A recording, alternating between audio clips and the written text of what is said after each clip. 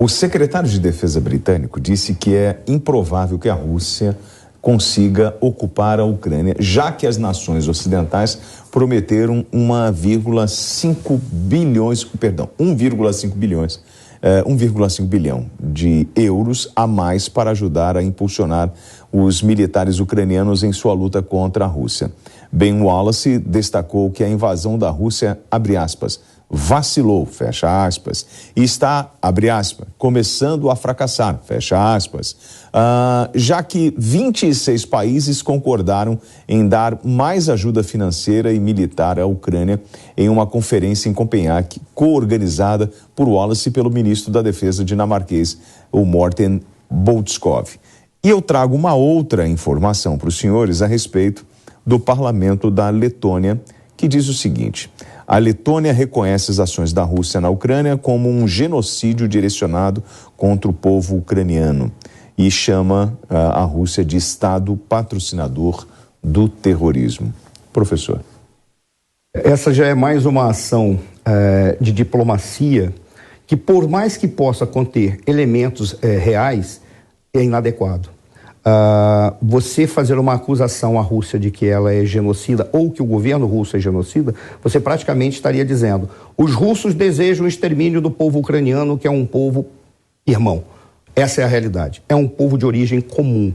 Se isso fosse verdade, se isso fosse real, e eu não estou aqui para defender a Rússia, não é esse o meu objetivo. Eu estou a favor de que a Ucrânia se mantenha e preserve a integridade do seu território. Mas se isso fosse verdade, que esse desejo de genocídio, o Putin não teria cometido um erro estratégico de política que os clássicos da política falam. Eu vou pegar um pensamento do Maquiavel. O Maquiavel dizia assim: o que é melhor, ser amado ou ser temido? Ele dizia: ser amado é muito agradável, mas as pessoas traem mais quem eles amam do que quem eles temem. Por isso, escolha ser temido.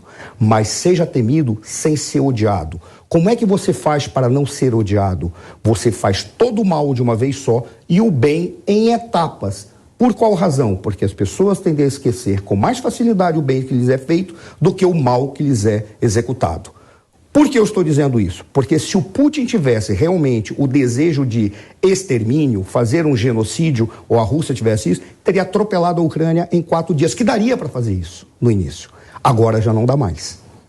Qual é a grande questão? Isso é uma acusação que coloca mais lenha numa fogueira que deveria ser pacificada e usar os recursos que foram bloqueados da Rússia para reconstruir a Ucrânia. Essa seria uma forma de penalizar a Rússia para reconstruir e depois tentar de alguma forma reintegrar o sistema, organizando a OTAN para que a OTAN tenha uma capacidade defensiva diferenciada, já que teve essa guerra experimental num determinado momento que pode mostrar as fragilidades da Rússia, as armas que a Rússia tem que são inovadoras, que se ela tem capacidade de usar, ou em síntese, seria um momento de buscar a pacificação ao invés de colocar mais lenha na fogueira. O Kawaguchi foi preciso numa coisa que eu achei, dentre várias que ele falou, mas uma que eu achei maravilhoso. Isso é uma guerra econômica.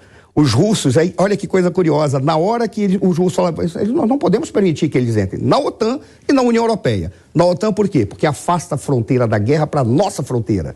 Ou seja, eles vão ter uma fronteira militar já grudada com nós. Nós não podemos permitir isso.